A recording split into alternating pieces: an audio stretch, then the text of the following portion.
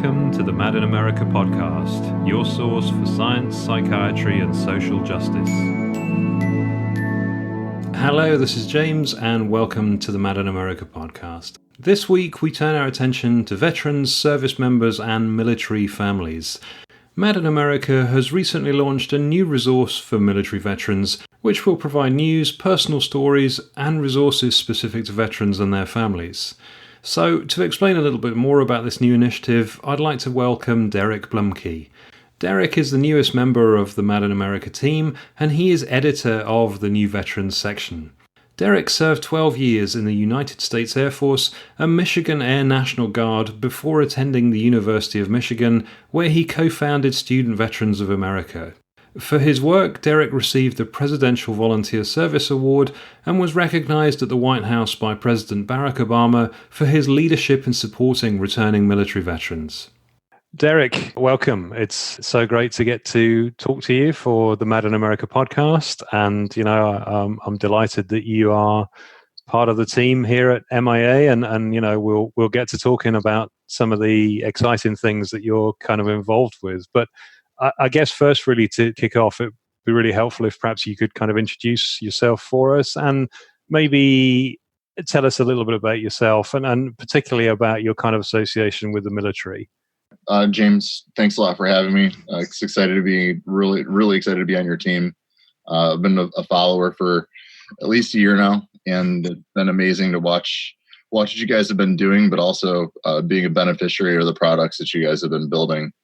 It helped me immensely. So I just want to say thank you for everything that you guys have been doing to date and everything that you'll be continuing to do. So I guess background on myself, I did 12 years in the military, 6 years on active duty in the U.S. Air Force, and then another 6 years in the Michigan Air National Guard. Did 3 deployments to Afghanistan and Uzbekistan between 2001 and 2005. Got out in 2005, realized I wanted to go to college, transitioned to community college, did well there, and then transferred to the University of Michigan. And that's really where my career kind of took its own start, was within my first 6 months on campus at University of Michigan. When I transitioned to the university, I was a 26-year-old adult on the college campus of 18, 19-year-olds, first generation college student, just got back from Afghanistan the year before.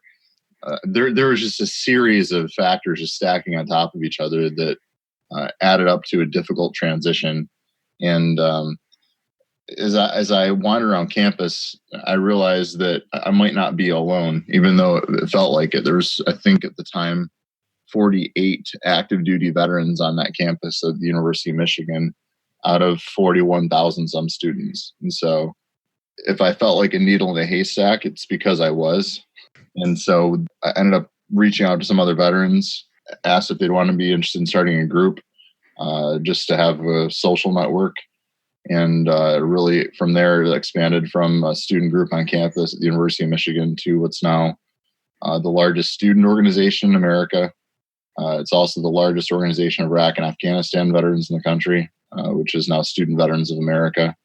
And I ran that for 3 years, partially while in college. And then during that time, also got involved in legislative action to include lobbying for the passage of the post 9/11 GI Bill, which has now sent over 1.5 million veterans and their families to college, somewhere to the tune of $70 billion plus. And the economic impact already starting to show. The benefits of having sent these folks to school, them going out and getting professional careers, is going to be a boom to our country that we haven't seen in decades. So, and you were telling me, I think when we spoke before, that the Student Veterans of America, in excess of 500,000 members and many chapters around the US. And so, what was it kind of your sense of almost being a misfit, if you like, in college that kind of drove you to set up Student Veterans of America to connect people? I think this is a lesson that we all learn, is that great things come out of challenging circumstances. Had I not had those difficulties as I arrived in the university, I wouldn't have started a student group. And I certainly wouldn't have started that organization, which is now upwards of 1,500 chapters around the country and around the world. It was very much starting an organization to have a place for people to go to be part of something. When in their service, you are likely doing the most important thing that you're ever going to do in your life, which is protecting your friends, making sure your friends get home okay. And then you get out and you come back to civilian society, and it can be challenging. You go from 100 miles an hour to stop. It's kind of like, okay, what's my purpose here now? And I think part of the reason that organization took off, beyond the unique challenges that veterans face in their transition to school, is that they were missing that sense of purpose and connectedness that they had, which is, I think, a universal emotion and need of all people. People need to feel connected, need to feel part of something. And when you don't have those things, people can struggle. Yeah, absolutely. And Derek, you started to talk there about some of the particular challenges of serving and then, entering civilian life and having to adapt. And, clearly there are pressures on service members and veterans, and Mad in America, through you with your help is we're going to start to try and address some of those challenges. But I just wonder if we could talk about where kind of military service and psychiatry kind of come to interact, perhaps in civilian life, and perhaps some of the unique challenges facing those who have served and then are reintegrating. I think one of the things that I had focused on when we were building Student Veterans America, in which I ran that for about 3 years before leaving to build a new national mental health program for the Department of Veterans Affairs. But one of the things that we focused on, and I focused on throughout my time there and to this day, is challenging the misconception that all veterans are broken, that we're this lot that needs special help because we have special challenges and stigmas associated with it. For those that served in the military in recent years, from Vietnam to Gulf War to Iraq, Afghanistan, Syria, and other places around the world, we don't see ourselves as broken. We don't see ourselves as needing special care at all times. And so when I see this generation and I see this population, I see that there may be some unique needs that we might have, but that we're not broken, and that if we are tooled correctly on our transition out and we're given the proper resources, that we can do equally, if not more amazing things we did in uniform now today. I'll talk to my personal experience. And so my personal experience isn't from coming from military and winding up needing counseling or support. My experience came from the technology startup industry. And so on active duty, I was fortunate. I deployed to Afghanistan and Uzbekistan, but during my deployments, the most I ever had was rocket attacks, and they weren't very targeted. They were fairly infrequent while I was there.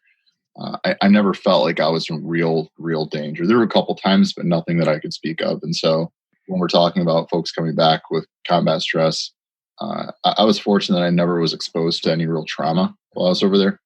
My trauma really came from when I was starting a technology company. And a lot of entrepreneurs will tell you this, and they'll say pretty much the same exact things that I'm saying, is that starting a technology company is like one of the most challenging things anyone can ever do.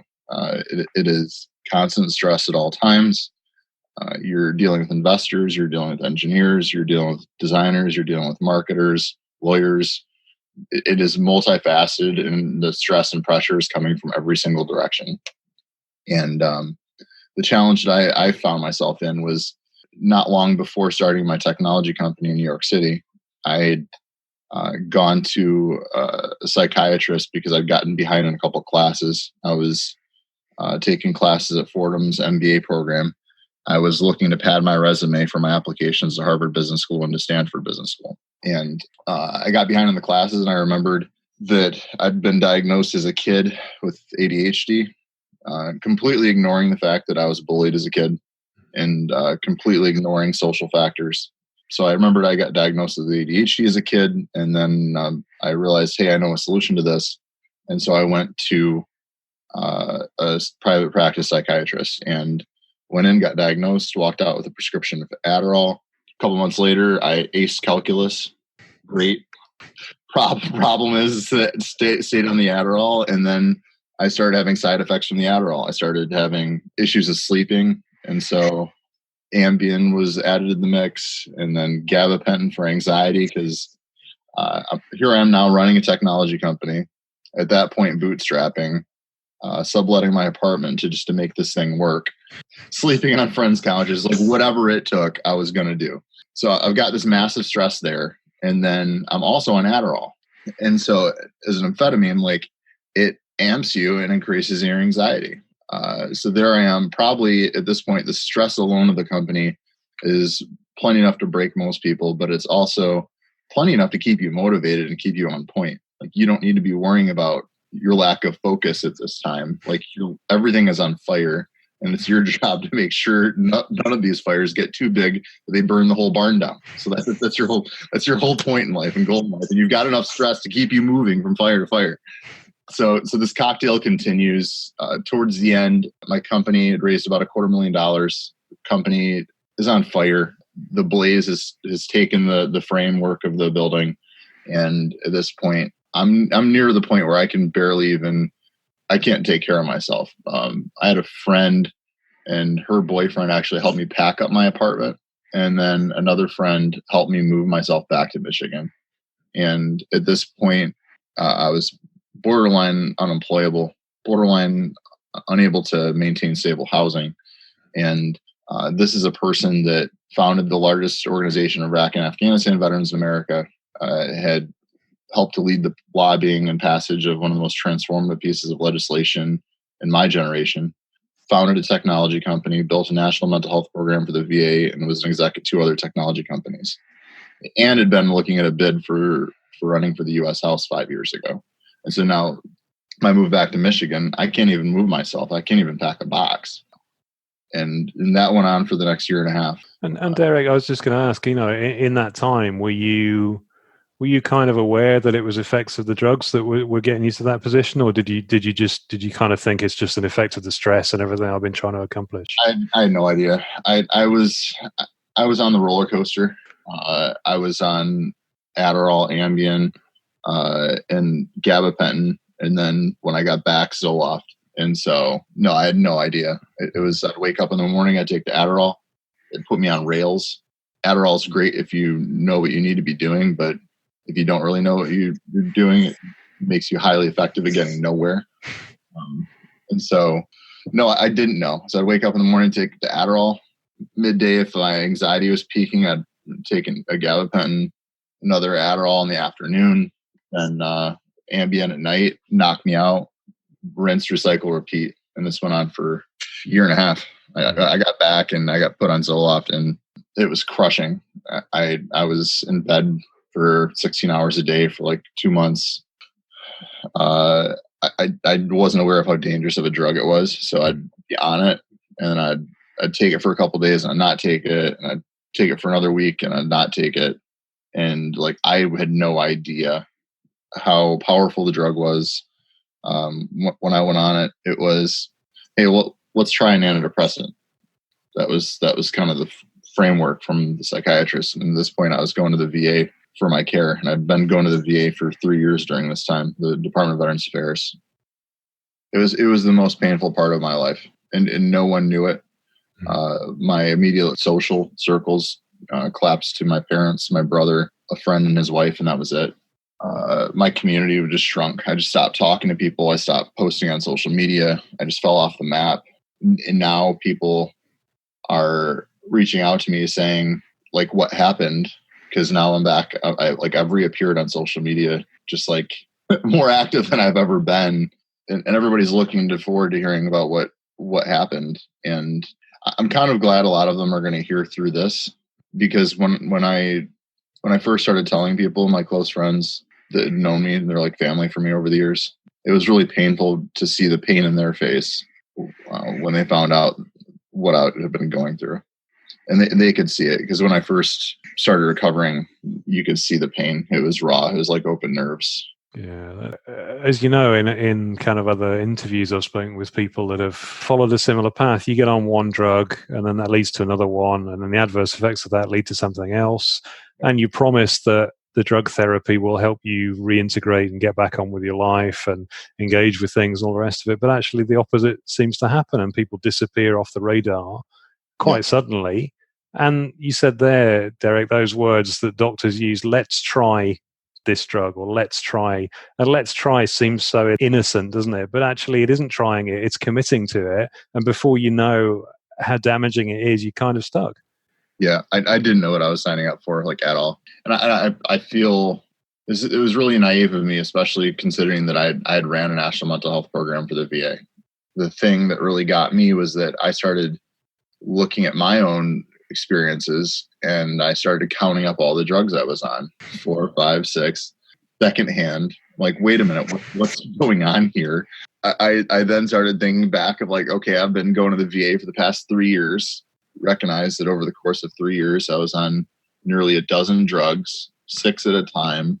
And at no point in those 3 years did I ever sit down with a psychologist or counselor at the VA. For a brief period of time, I saw somebody at the NYU. But at no point. Even worse is the reality is that I probably didn't even need a counselor for a lot of this. Like, I just needed to not be on these drugs. And when I recognized that, I started withdrawing myself. I did some brief research. I hadn't yet found Mad in America. Otherwise, my taper schedule may have been quite different. And I found I started withdrawing. I came off of, I think, 5 drugs or so over the course of a month. I was fortunate. I wasn't taking any benzodiazepines, so thank God for that. I had no issues with any of the other meds, Adderall, anything else, Ambien, none of it. The issue that I did have was with the Zoloft. And I did the taper for close to a month, got down to the last pill, took my last pill on a Wednesday. Thursday, I'm feeling like crap. Friday morning, I go to my gym. So at this point, I'm going to the gym every day to muscle through this, just work out. I'm doing classes at 6 or 7 a.m. every morning because from experience, I've just muscled through everything that I've ever dealt with. And I didn't see this as being any different. I'm in doing the ladders where you step in and out of the ladders quickly. And I'm like tripping over myself. I can barely put one foot in front of the other. And my trainer's like, what's going on with you? And she knows me as like being an athlete. And so it was bothersome for me, but I thought, hey, it's 6 o'clock in the morning. Like, I haven't had coffee yet. Give me a break. So I get to the office, and now I'm falling into things at the office. I can barely stand up. I'm nauseous. That's Friday. Saturday, I am in full-blown acute withdrawal. My brain and body is breaking down. My ears start ringing. The sound that you get when you're going down the interstate at 80 miles an hour, 100 kilometers an hour, and that droning sound when you have your back 2 windows down, and that it's just droning, and you want to make it stop as quickly as you can. That started, and it wouldn't stop. I started having brain zaps, which I didn't know what they were until I started searching for my symptoms. And that's what they're called hysterically, is brain zaps, where you kind of have a quick flash. It feels like a bolt of electricity going from one side of your head to the other. And you have kind of like a quick black spot where like it's as though you turned your head from the left and then you turned your head to the right. And that entire time that your head was moving, it was like just a blip. Dizziness, nausea, can barely get out of bed. And at this point, I'm panic stricken. The brain zaps is like freaking me out, but it was the ears ringing. That was the thing that was terrifying me. And I started researching, and I put together that this was antidepressant withdrawal. And so I called my mom. I left my meds 4 hours away at my folks' place. Told her, hey, go downstairs, grab the meds, because I thought I was done with them. I thought I didn't need any of these drugs anymore. I thought I was completely done with them. And so my mom met me 2 hours between Detroit and northern Michigan, took the pill, and within a half hour, I was fine immediately. And on my drive back, an old friend who used to work with me and work for me at the VA, he now runs San Francisco VA Mental Health. He said, hey, you should look at this article. And I took him half seriously because I thought I was becoming an expert in this, and I figured out to learn about this or whatever he's going to tell me. And so I read the article, and it's like front page of the New York Times, this huge spread. people finding themselves trapped in antidepressants, or people finding themselves, if they started antidepressants, they cannot quit. And it was at that moment of reading that New York Times article and reading the stories of others that I realized that this might be a bumpier road than I'd signed up for. And it ultimately took me a year to get off of Zoloft. During that time, that first 30 days, I was downright dangerous. I almost assaulted a colleague. I got it in my head that if a cop tried to pull me over, they didn't have the right. There was going to be a police chase. Like the things that I was thinking were not sound. And it wasn't until later on that I realized that it wasn't just the ears ringing. It was paranoia. I thought people were listening to my phone calls. I got in my head that because I've been successful before with SVA and legislation, that the pharmaceutical industry was listening to my phone calls. At that time, I was barely employable, if I was employable at all. And no one was listening to Derek's phone calls, assuredly. And so fast forward, I started having pain in my arches. My arches started locking up. My calves started locking up. Thighs started locking up. I was sent to the emergency room for a suspected cardiac event. It happens to young people. I was 37 at the time, but turns out I had a bunch of muscles that locked up. Only later do I find out that these medications aren't selective serotonin reuptake inhibitors, but they're affecting every major system of our bodies, muscular, skeletal, and all. And it wasn't just depressive symptoms that it was affecting every part of you. As I began to dig into this, I was upset this had happened to me, but I was more upset that this has been happening to millions of other people around the world, and that one of their few sources has been Mad in America, which has been amazing. But as far as a lot of the mainstream mental health community, what we're talking about here is like their backwater. Like they haven't been taking this community seriously. They haven't been listening to the harms that's been happening to patients. Yeah, I could go on for this over this for hours, but I'm just happy to be part of this team working with you all. Because when I first was withdrawing and I figured out what was going on, I knew I was going to be okay. I was going to get through it. That I didn't want this to happen to anyone else, and I kind of set forth to transform mental health and healthcare in America. And this is one of my ways of helping to do that, which is helping others learn about what's going on with them through the stories of others.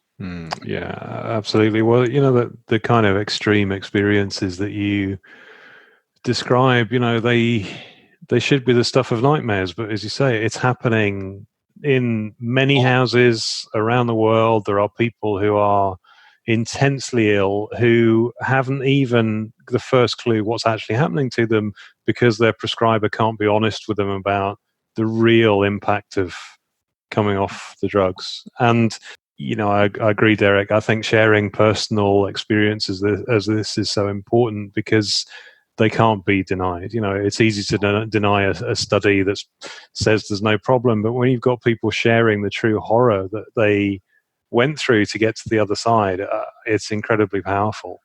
Yeah. And likewise, Derek, I'm really excited that we can welcome you as part of the MIA team. And, I think you have a unique collection and breadth and depth of experience, both in the military and in technology and in your own personal experience of being diagnosed and treated and all the rest of it.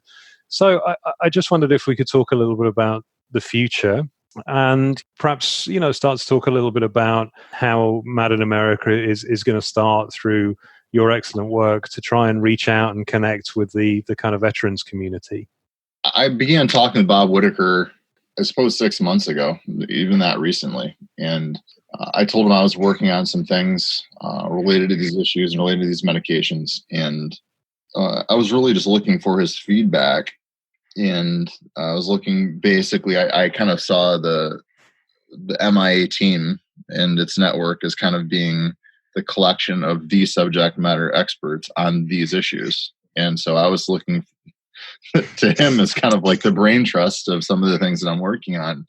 And so it surprised me when he and I were speaking. He said, so we really have been wanting to do things to help veterans for quite some time now. And we know how much this community has been impacted by these medications and these issues. Would you be interested in working on this? And I almost laughed. I'm like, oh my God. So I get to work with a guy that literally has written, not the book, but the books, Mad in America, Anatomy of an Epidemic, and Psychiatry and Influence. What I'd say is being required reading for all medical professionals. Every medical professional around the world should be forced reading for their careers. And so it's like, absolutely. And the more I talk to people, to other veterans and other service members about Mad in America and what this need might be, it was emphatic. I've been finding through sharing my own stories with others that so many people are impacted by this. And it's not just the numbers. For the veterans community, we've been dealing with a suicide epidemic that's been rapidly scaling over the past decade, and it's an epidemic that's been growing throughout the U.S. population and probably a lot of Western countries. But it's been literally killing the veterans community at rates double and triple that of the general population. And so, I believe in 2016 we lost 6,079 or so veterans to suicide, service members and veterans to suicide. Those numbers have been growing over the years. I think if you were to tally them all up, they may even outweigh the total combat casualties in Iraq, Afghanistan, the Gulf War, and all conflicts leading up to and possibly even through Vietnam. And so, and this may even be in just a short window of a 10-year span here. Suicide rates for young male veterans is 45 per 100,000 for the 18 to 34-year-old males.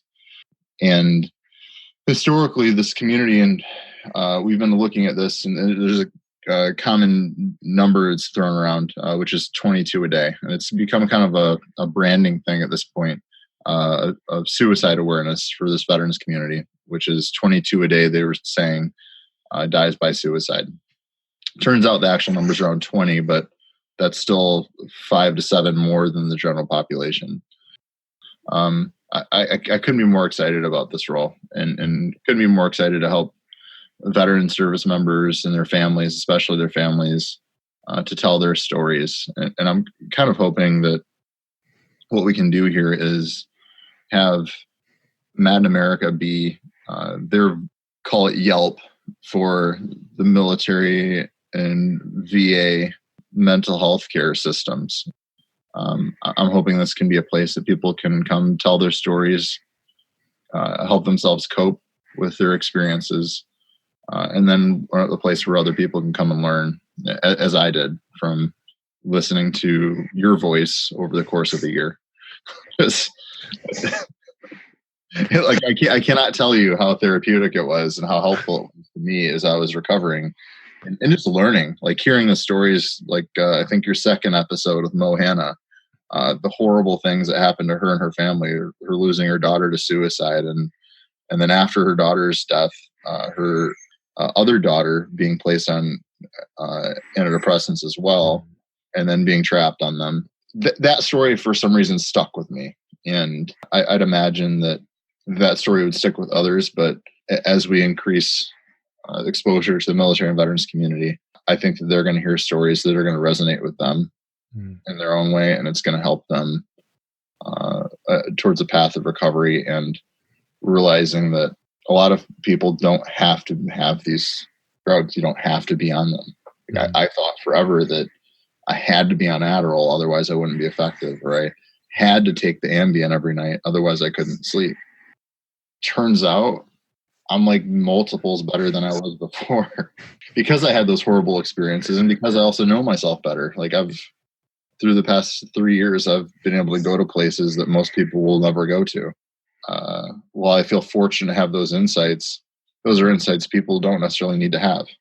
Yeah, I feel like for me, there's an element of divide and conquer about this. So, your doctor or your psychiatrist gets you on your own when you're probably quite vulnerable.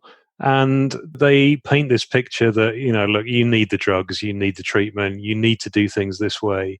But actually, for me as well, Mad in America provided a focal point for me to see that there were alternative ways of thinking about it, alternative ways of talking with your doctors about it, because otherwise you're looking at Facebook or on social media, you're not really sure the information you're getting is reliable or accurate. So, Derek, I'm delighted that through you, we will be able to provide that focal point for military veterans who can come to the page that we're creating together and you're going to be the editor of, and they can get unbiased real stories and drug science and all those things, and they can rely on it rather than having to seek it all over the place. Yeah.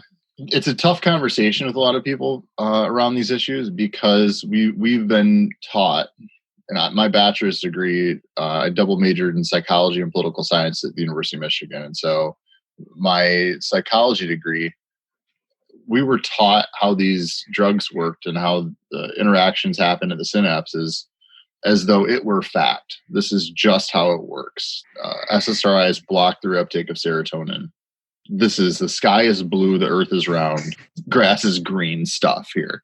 And when we're talking with people now, people that don't know these issues that well or haven't learned these things yet, there's a significant learning curve and a significant unlearning curve. That unlearning curve involves having to eject a lot of what we've been taught for the past several decades.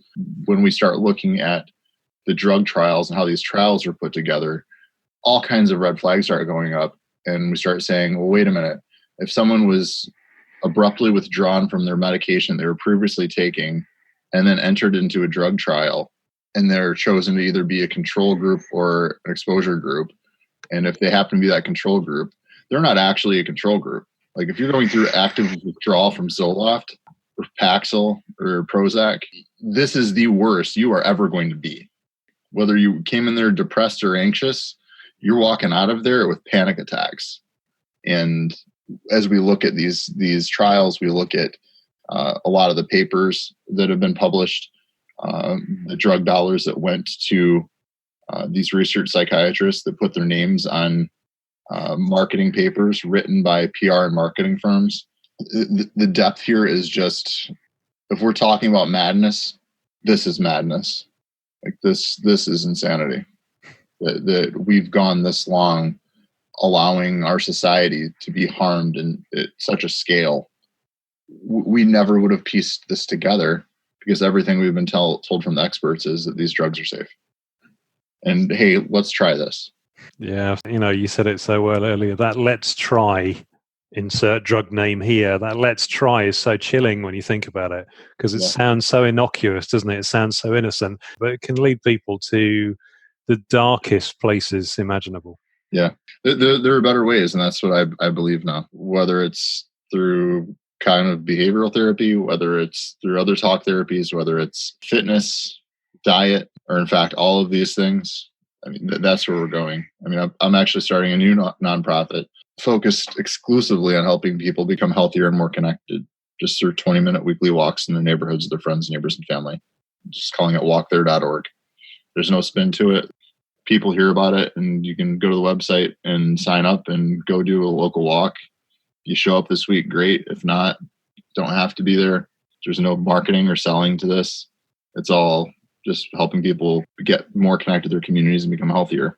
If they're older and you just are locked in your house too much, or you're younger and are trying to recover from these medications, or maybe you're overweight, or you're just looking to know your neighbors.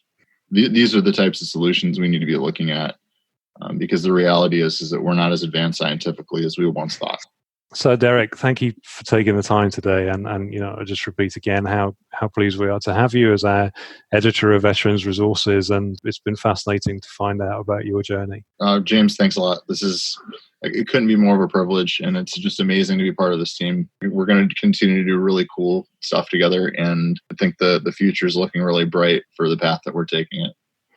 So I'd just like to thank Derek for taking the time to chat, and to say that you can find Mad in America's new veterans page at madinamerica.com/veterans. And if you'd like to get in touch to find out more, you can email veterans@madinamerica.com. So thanks so much for listening, and until next time, take care. Thank you for listening to the Mad in America podcast. Visit madinamerica.com for more news, views, and updates.